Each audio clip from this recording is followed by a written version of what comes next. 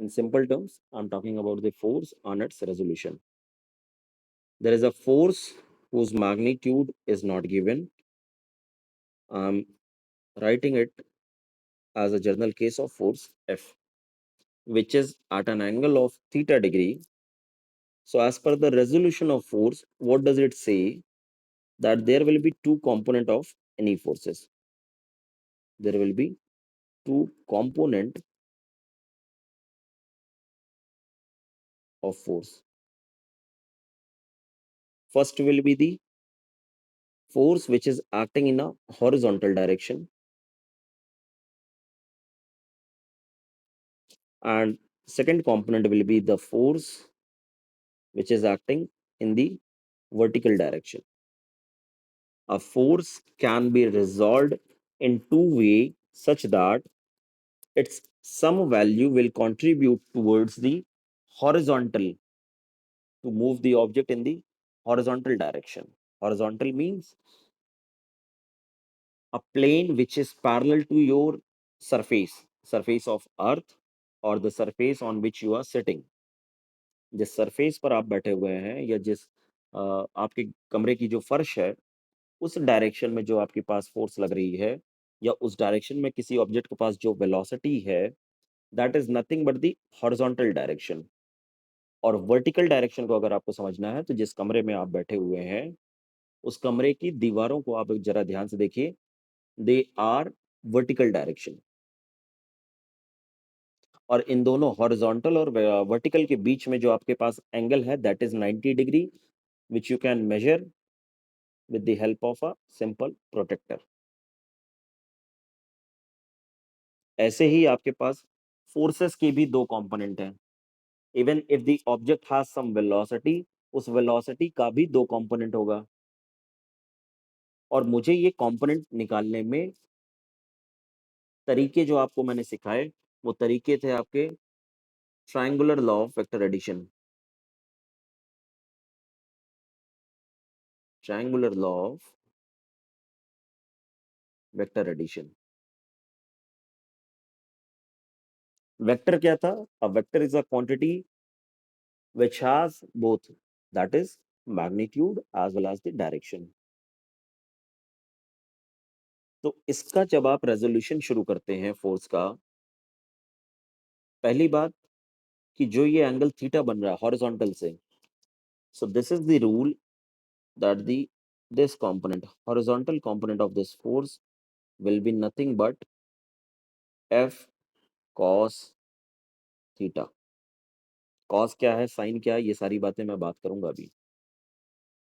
For a time भी just आप मानिए कि the magnitude of force f which is acting on an object whose mass is capital M,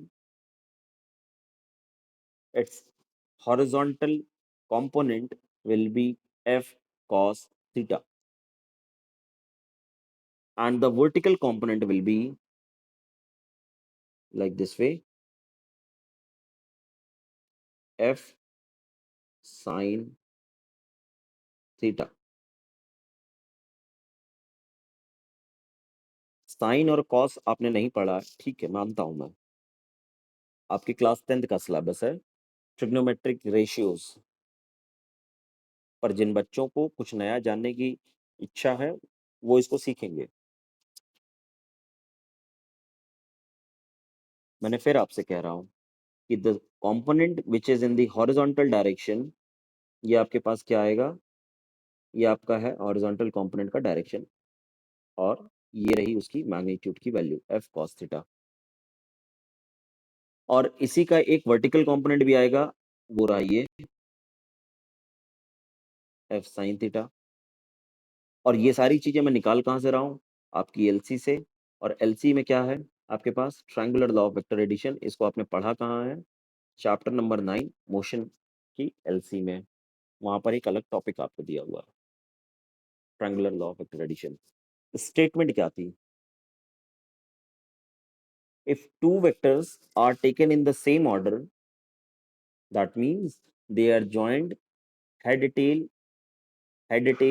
and in a manner of head tail.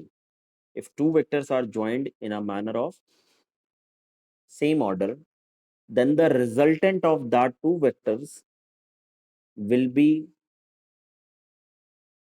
the third side of the triangle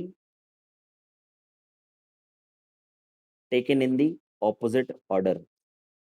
जिनके पास भी LC है वो निकाल के देख लीजिए। ये triangular law of vector addition से ही मैंने ये जाना कि एक फोर्स का दो कंपोनेंट होगा, एक होगा एफ साइन थीटा और दूसरा होगा एफ कॉस थीटा। अगर किसी को नहीं आ रहा है तो सिंपल सी बात यह है कि एक ऑब्जेक्ट था मेरे पास जो कैपिटल एम मास का था और इस पर मैंने जो है एक डायगोनली या आप कह लीजिए ऑब्लिकली एक फोर्स लगाया मैंने जिसका मैग्नीट्यूड आपको एफ दिया हुआ था। I was interested to know what is its horizontal component and what is its vertical component. This was the my basic idea to resolute a force into two plane. ये horizontal और vertical direction का मतलब क्या हुआ देखिए। Coming to the next board, I am just redrawing the diagram.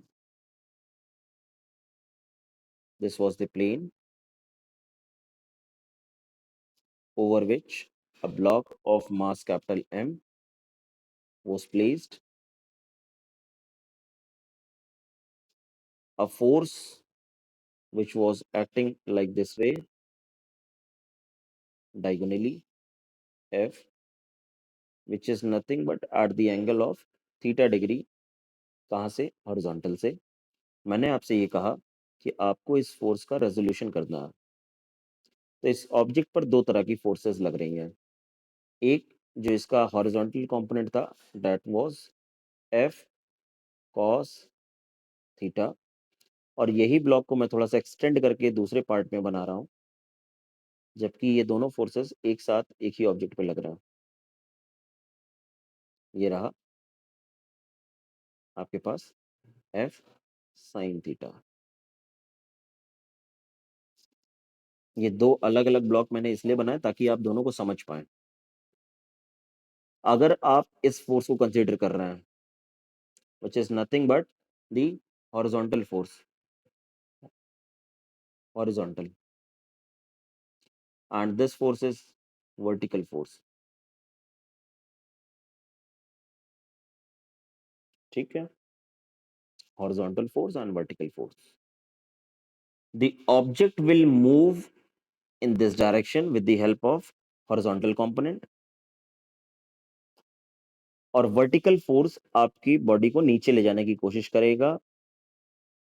ये बात आपकी समझ में आ रही है तो अच्छी बात है।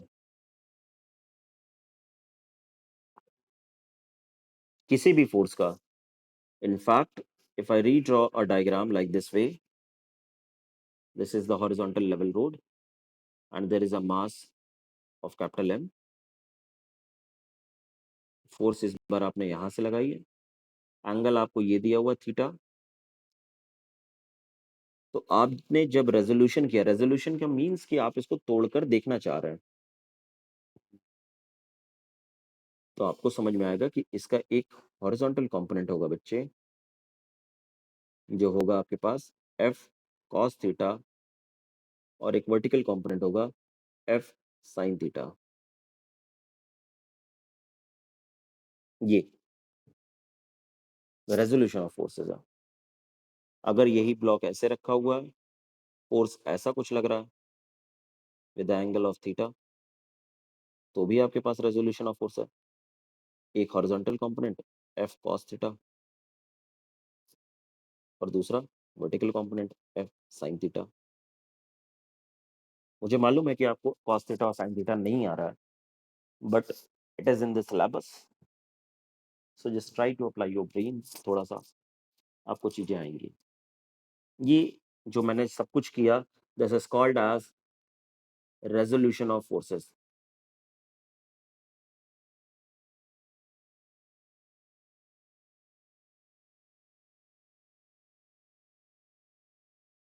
This was the resolution of force.